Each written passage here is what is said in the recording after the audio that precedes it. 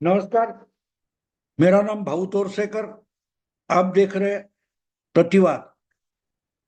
दोस्तों, प्रतिवाद ये मेरा हिंदी यूट्यूब चैनल है। आजकल मैं मेरे हिंदी वीडियो सिर्फ प्रतिवाद चैनल पर डालता हूं, ना कि प्रतिपक्ष पर।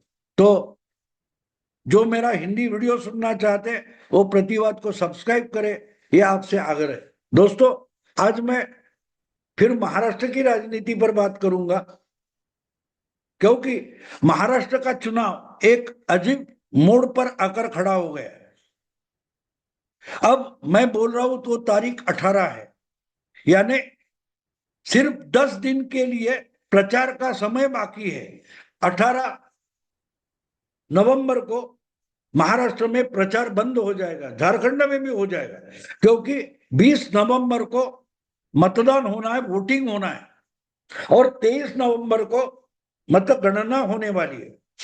तो मतलब इतना ही साफ है कि वोटिंग के लिए सिर्फ 12 दिन बचे हैं और प्रचार बंद होने के लिए सिर्फ 10 दिन बचे हैं।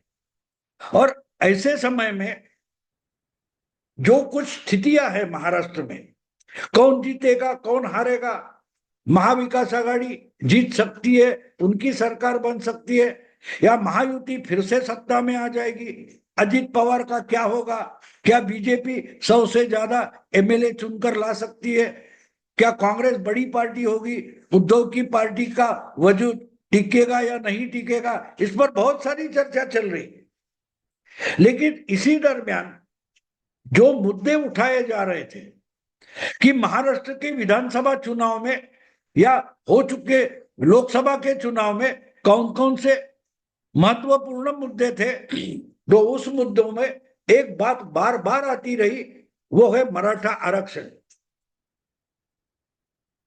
एक साल पहले से महाराष्ट्र में मराठा आरक्षण का मुद्दा गरमाया हुआ है। मराठवाड़ा के जालना जिले में अंतरवली सराटी नाम का गांव है। वहां के एक मराठा कार्यकर्ता, उन्होंने अनशन शुरू कर दिया, हंगर स्ट्राइक शुरू कर दिया मराठा आरक्षण मिलने के लिए, और वो मुद्दा गरमाता गया।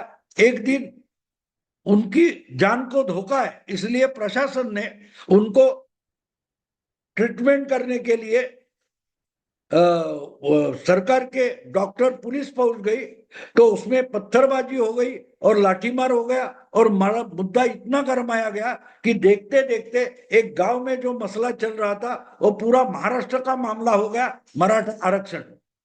शरद पवार जैसा दिग्गज नेता भी अंतरवली सराठी में राजनीतिक फायदा लाभ उठाने के लिए उस गांव में पहुंच गए, जहां मनोज जरांगे पाटिल उपोषण करने बैठे थे, और स्टेज पर मनोज जरांगे पाटिल लेटे हुए, और वहां स्टेज के नीचे से शरद पवार उनसे बात करे। ये तो विजुअल आपने देखा होगा, आपने वो वीडियो देखा होगा। कहने का मतलब ये है कि पिछले लोकसभा चुनाव के समय और उससे भी 8-10 महीने पहले से मराठा आरक्षण ये महाराष्ट्र में गरमाया मुद्दा है। लेकिन सिर्फ आरक्षण का मामला नहीं था। 5 साल महाराष्ट्र के मुख्यमंत्री रहे, और आज जो उप मुख्यमंत्री है देवेंद्र फडणवीस, उनके खिलाफ जातीयवादी जहरीली भाषा जो इंसान इस्तेमाल करता है, उसके साथ होकर राजनीतिक फायदा उठाने की कोशिश शरद पवार ने की थी और कर रहे थे। और ये बात छुपी नहीं रही, ये बात छुपकर नहीं रही कि मराठा आरक्षण का मामला हो या उससे निकला हुआ आरक्षण का आंदोलन, उपोषण हो, उसके ओरिजिनल प्रणेता खुद शरद पवार है, मनोज जरांगे पाटिल, जो आज मराठा आरक्षण के महाराष्ट्र में सबसे बड़े नेता बन बैठे हैं और अपनी जो कुछ है मनमानी कर रहे हैं। उनके पीछे असली नेता, असली ब्रेन खुद शरद पवार है। इसकी चर्चा बार बार होती रही, लगातार होती रही, और खुद शरद पवार ब्राह्मण विरोधी है, ये तो छुपी बात नहीं है। जब जब समय मिला, जब जब अवसर मिला, तो शरद पवार ने अपने मन का ब्राह्मण विरोधी जहर उगला है। आपको याद होगा जब कोल्हापुर के शाहू महाराज के राजपुत्र संभाजी राजे, उनको देवेंद्र की समय में, देवेंद्र मुख्यमंत्री थे उस समय, राष्ट्रपति के लिस्ट में नामनियुक्त राज्यसभा सदस्य बनाया गया। तब शरद पवार ने जातीयवादी टिप्पणी की थी कि तरीका ये रहा, परंपरा ये रही कि पेशवाओं को उनकी अपॉइंटमेंट, नियुक्ति छत्रपति देते थे, लेकिन आज छत्रपति को नियुक्ति एक ब्राह्मण दे रहा है, यानी देवेंद्र फडणवीस दे रहा है। तो ये जो जहरीली टिप्पणी है, और सिर्फ ब्राह्मण विरोधी नहीं, शरद पवार अलग अलग जातियों में जहरीली टिप्पणियां करते रहे, और इसलिए पिछले 2-2.5 साल से 3 साल से राज ठाकरे खुले आम शरद पवार पर आरोप लगाते रहे कि शरद पवार राजनीति में अलग पार्टी बनकर खड़े हुए 25 साल पहले, वहां से लेकर आज तक महाराष्ट्र में जातीय जहर का फैलाना उन्होंने शुरू किया। और अगर आज महाराष्ट्र में, क्या महाराष्ट्र की राजनीति में अगर जाति भेद का जहर फैला हुआ है, तो उसका पूरा का पूरा क्रेडिट शरद पवार का है, श्रेय शरद पवार का है। ये आरोप राज ठाकरे लगातार कर रहे हैं। कहने का मतलब यह है कि शरद पवार हर बार किसी ना किसी एक कठपुतली को खड़ा कर देते, खुद सामने नहीं आते, अपने प्रॉक्सी को आगे करके प्रॉक्सी वॉर चलाते। जैसे बोला जाता है ना, पाकिस्तान भारत से लड़ नहीं सकता, सीधे साधा युद्ध लड़ाई भारत से कर नहीं सकता, तो पाकिस्तान प्रॉक्सी वॉर चलाता है। प्रॉक्सी वॉर का मतलब ये होता है कि लड़ने वाले कठपुतलियां आगे करेंगे, जिसको कभी लश्कर ए तोयबा नाम होगा, कभी मुजाहिदीन नाम होगा, नॉन स्टेट वॉरियर्स ऐसा बोला जाता है। यानी वो किसी देश के नहीं होते, किसी देश के सेना के नहीं होते, लेकिन लड़ाके तो होते हैं और किसी का तो नुकसान करते हैं, लेकिन जिसका नुकसान होता है वो सामने किसी पर आरोप नहीं कर सकता, उसको प्रॉक्सी वार बोला जाता है। और शरद पवार पिछले 4-5 दशकों से हमेशा प्रॉक्सी वार करते आए। कभी दूसरी किसी छोटी पार्टी को आगे करेंगे, उसको पूरी सुविधा देंगे, फाइनेंस करेंगे, और अपना असली जो दुश्मन होता है, प्रतिस्पर्धी होता है, ऐसे पार्टी को परेशान करने के लिए, हैरान करने के लिए छोटे पार्टियों का इस्तेमाल शरद पवार करते हैं। आपको याद होगा, मैं 33 साल पहली बात कर रहा हूं, 1991 में महाराष्ट्र में अंबेडकरवादी जो मूवमेंट थी, वो पूरी इकट्ठा हो गई, रिपब्लिकन ऐक्य बन गया था।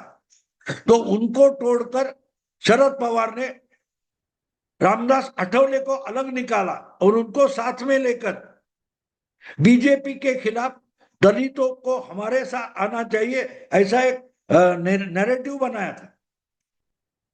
तो उस वक्त रामदास आठवले शरद पवार की कठपुतली हुआ करते थे। कभी पीडब्ल्यूडी, अलग अलग पार्टियां, आज उन्होंने उद्धव ठाकरे को अपनी कठपुतली बनाया। तो ये शरद पवार की नीयत रही है, और इसीलिए जब वो बात नहीं होती, भाई बीच में मुझे लगता है 4-5 साल पहले की बात है, किसी युवा सम्मेलन में बात करते हुए, भाषण करते हुए शरद पवार ने बताया था कि यूक्रेन जैसी ऑर्गेनाइजेशन आजकल नहीं खड़ी होती। यूक्रेन क्या थी? कुमार सप्तर्षि हो वगैरह, ऐसे जो सोशलिस्ट माइंडेड युवक थे, उनका एक संगठन था 50 साल पहले। उसको शिवसेना और बीजेपी, आरएसएस, इनके खिलाफ ये कांग्रेस वाले इस्तेमाल करते थे। आज भी उनके जो बुढ़े हो चुके युवा है, कुमार सप्तर्षि वगैरह, कुमार केतकर वगैरह, उनका इस्तेमाल शरद पवार और कांग्रेस आरएसएस के खिलाफ कर रही है। उसको प्रॉक्सी वॉर बोलते हैं। लोकसभा के दरमियान ऐसे निर्भय बनो आंदोलन नाम से कुछ लोग इकट्ठा होकर गांव गांव में जाकर महायुति के खिलाफ प्रचार कर रहे थे। कि संविधान धोखे में है, आरक्षण चला जाएगा वगैरह वगैरह, तो वो प्रॉक्सी थे शरद पवार के। तो वैसे ही मराठा आरक्षण का आंदोलन चलाने वाले मनोज जरांगे ये शरद पवार के ही प्रॉक्सी है, कठपुतली है। ये तो अब छुपी बात रही नहीं, सब लोग बोलते हैं, विरोधी बोलते हैं ऐसे नहीं पवार के, बल्कि सब लोग बोलते हैं, मीडिया में भी उसकी चर्चा है। तो अब वो जो प्रॉक्सी था, लोकसभा में उन्होंने हर चुनाव क्षेत्र में 200 मराठा उम्मीदवार खड़े करने की धमकी दी थी, वास्तव में नहीं उतरी। लेकिन चुनाव के नतीजे आने के बाद महायुति का नुकसान हुआ, तो उसका श्रेय बिना बोले बिना सोचे मनोज जरांगे पाटिल यानी मराठा आरक्षण को दिया गया। इसलिए उनमें जोश आ गया, वो बोले विधानसभा तो हम लड़ेंगे। उस लोकसभा के समय जब चुनाव की बात हो गई थी, तो पहले जोश में मनोज जरांगे बोलते थे कि एक एक मराठा बिगर मराठा नेता को, पार्टी को हराएंगे। लेकिन जब चुनाव नजदीक आ गए तो मनोज जरांगे ने पलटी मारी थी और बोले थे लोकसभा से हमारा मतलब ही नहीं है, हमारा मामला मराठा आरक्षण का मामला सीधा विधानसभा से जुड़ता है, इसलिए हम लोकसभा का चुनाव नहीं लड़ेंगे, हम विधानसभा का चुनाव लड़ेंगे और विधानसभा में ब्राह्मण फडणवीस को हराएंगे। बार बार वो देवेंद्र फडणवीस और उनकी जाति ब्राह्मण का उल्लेख करते थे। और इसलिए एक बात साफ हो गई कि शरद पवार का जो ब्राह्मण विरोधी राजनीतिक चेहरा है वही तो मनोज जरांगे पाटिल है। इसकी चर्चा बढ़ते गई और इसीलिए जो अभी अभी विधानसभा चुनाव होने वाला है उसमें हर चुनाव क्षेत्र से 288 सीटें लड़ेंगे, एक एक चुनाव क्षेत्र में 10-10 उम्मीदवार खड़े करेंगे। ये सब बड़ी बड़ी बातें मनोज जरांगे पाटिल कर रहे थे, लेकिन असलियत में उनके कौन कैंडिडेट खड़े हो गए इसका किसी को भी पता नहीं है। फिर उन्होंने मुस्लिम और दलित को साथ लेकर लड़ने की भाषा की।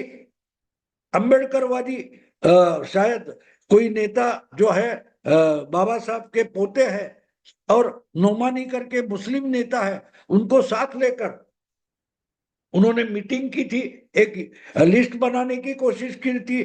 लेकिन 4 अक्टूबर को विड्रॉवल के आखिरी दिन अचानक सुबह सुबह मनोज जरांगे पाटिल खड़े हो गए, बोले हमारे आरक्षण का चुनाव से कोई मतलब ही नहीं, हमको इसमें पढ़ना ही नहीं है, हमको विधानसभा चुनाव से कोई लेना देना नहीं है।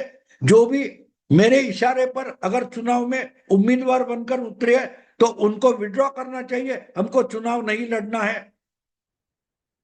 सब लोग हैरान हो गए, पत्रकार, संपादक, विश्लेषक सबके सब हैरान परेशान हो गए कि अरे जरांगे पाटिल को हुआ क्या है, एक रात में ऐसा क्या हो गया कि ये मराठाओं का बड़ा योद्धा अचानक मैदान छोड़कर पीछे हो गया, भागने लगा, क्या हुआ, क्या कारण क्या है।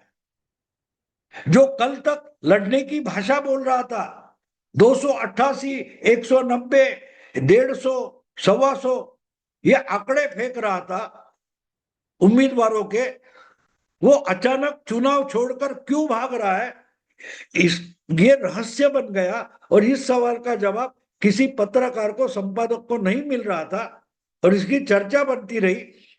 तो इसका कारण आज भी एक रहस्य बना हुआ है। मैंने मराठी में उस पर एक गौप्य स्फोट करने वाला, रहस्य भेद करने वाला वीडियो डाल दिया है।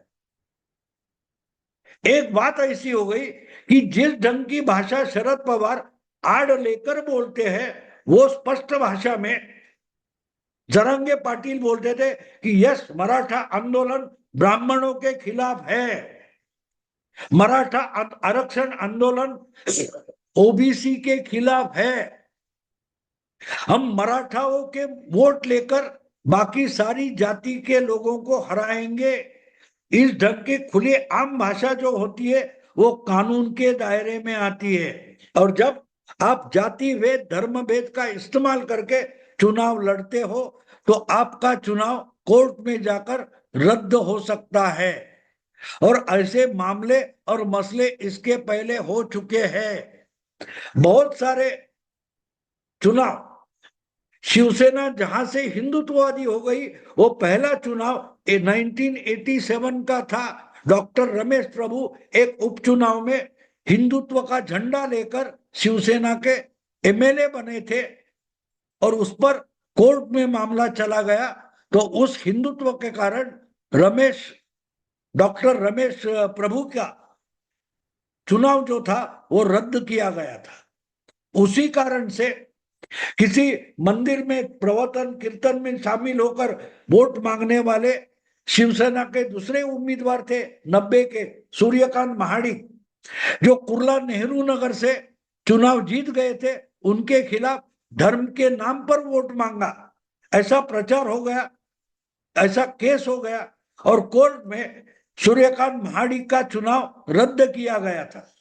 और उस उपचुनाव में सूर्यकांत महाडिक का चुनाव रद्द होने के बाद जो उपचुनाव हुआ उसमें नवाब मलिक पहली बार चुनाव लड़कर आए थे, जीत गए थे, एमएलए बने थे। तो कहने का मतलब ये था, उसी बात पर उसी समय वही जो मसले कोर्ट में गए थे उसमें बाला साहब ठाकरे ने हिंदुत्व के नाम पर वोट मांगे, इसलिए उनका वोट देने का अधिकार चुनाव आयोग ने और कोर्ट ने 6 साल के लिए कैंसिल कर दिया था, बर्खास्त कर दिया था, रद्द कर दिया था। तो कहने का मतलब है इसको केस लॉ बोलते हैं। जब किसी मसले में, जब आपको मालूम हो कि महाराष्ट्र में शिवसेना और एनसीपी के एमएलए टूटकर अलग हो गए, तो उसका जो सुप्रीम कोर्ट में मामला चला गया तो बार बार नवाब रेबिया की बात निकली थी। तो अरुणाचल या मेघालय का जो विधानसभा का मामला था उसको केस लॉ बोलते हैं। जिस बात पर सुप्रीम कोर्ट, हाई कोर्ट ने इसके पहले कानून के आधार पर एक परिणाम निर्णय दिया है, उस निर्णय को केस लॉ बोलते हैं। उसी तरीके का अगर मामला कोर्ट में आ जाए तो केस लॉ रिफर होता है कि ऐसा ही मामला था, उसमें इस ढंग का निर्णय आया है, तो उस आधार पर अगले निर्णय लिए जाते हैं। तो अगर सूर्यकांत महाडी, रमेश प्रभु, अभिराम सिंह, ऐसे मामले सुप्रीम कोर्ट ने, सुभाष देसाई, इनका चुनाव रद्द किया गया था, वो केस लॉ होता है। और जिस ढंग का प्रचार दोषी माना गया और चुनाव रद्द किए गए, अगर उसी भाषा में उसी तरीके से मनोज जरांगे पाटिल बोलते हैं, वही भाषा का इस्तेमाल करते हैं, धर्म या जाति की तरीके से भेदभाव करके वोट का, चुनाव का बात करते हैं, तो उनके साथ जो जो कैंडिडेट दिखाई देंगे, उनका सपोर्ट जो जो कैंडिडेट ले लेंगे, उनका उस केस लॉ के आधार पर चुनाव फटाफट रद्द हो सकता है। कोर्ट में कोई अपोजिशन लेके गया तो उनका चुनाव रद्द हो सकता है, उसे केस लॉ बोलते हैं। और ये केस लॉ धोखा दे सकता है, गड़बड़ हो सकती है, इसकी खबर किसी ने शरद पवार को दे दी और इसलिए शरद पवार को अपनी कठपुतली अपने लिए ही धोखा बन गई है, ये समझ आ गया। जो मकड़जाल देवेंद्र फडणवीस के लिए शरद पवार ने बिछाया था, जिसका नाम मनोज जरांगे पाटिल था, मराठा आरक्षण था, उस मकड़जाल में देवेंद्र फडणवीस तो फंसे नहीं, लेकिन खुद शरद पवार की राजनीति उस मकड़ जाल में फंस गई और इसीलिए वो मकड़ जाल लपेट कर अलग करना जरूरी था। और इसीलिए शरद पवार के इशारे पर ही अचानक मनोज जरांगे पाटिल ने विधानसभा चुनाव से खुद को विड्रॉ कर लिया, यानी उस चुनाव मराठा आरक्षण का मामला चुनाव से अलग कर लिया। इसका कारण साफ था कि शरद पवार ने ही मराठा आरक्षण और मनोज जरांगे पाटिल का मकड़जाल ब्राह्मण नेता देवेंद्र फडणवीस के लिए फैलाया था, लेकिन उस मकड़जाल में शरद पवार की चुनाव नीति ही फंस गई।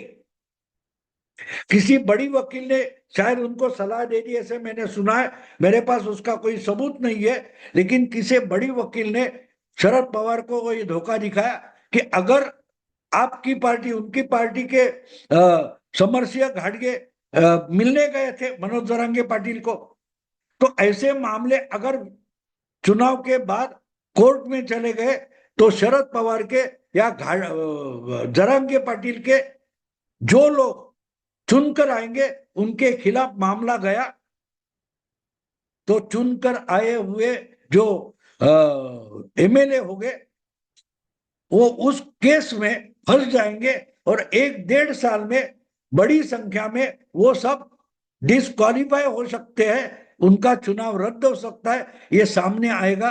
सामने आने के बाद शरद पवार ने मनोज जरांगे पाटिल को इशारा दे दिया कि आप चुप हो जाओ, बोलना नहीं, विधानसभा चुनाव से ही हट जाओ, तुमको विधानसभा चुनाव के बारे में कुछ भी बोलना भी नहीं है। और मनोज जरांगे पाटिल एक दिन में पलटी मानकर चुनाव से हट गए।